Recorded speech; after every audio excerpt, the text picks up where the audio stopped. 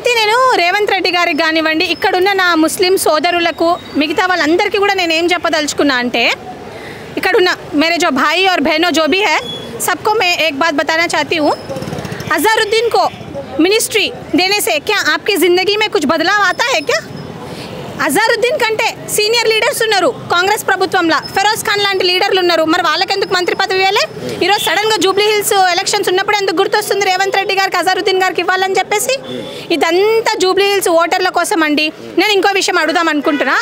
ఈరోజు ముస్లిమ్స్ కంటే కూడా గిరిజనులు కూడా ఎక్కువనే ఉన్నారు. గిరిజనులల్లో ఒక్క మంత్రి కూడా లేరేంది? ఎందుకు వాళ్ళకి మినిస్ట్రీ ఇవ్వద్దు? ఎందుకు అజారుద్దీన్ గారికి మినిస్ట్రీ ఇవ్వాలి? ఈరోజు అజారుద్దీన్ గారి టెన్యూర్లో ఏదో వరల్డ్ కప్ ఏదో కప్ వచ్చిందని చెప్పి మన రేవంత్ రెడ్డి గారు అయితే నేను అదే అడుగుతున్నా. ఆయన కెప్టెన్సీ చేసినప్పుడు కపిల్ దేవ్ ఏంది మరి చిల్లర అమ్ముకుంటున్నాడా?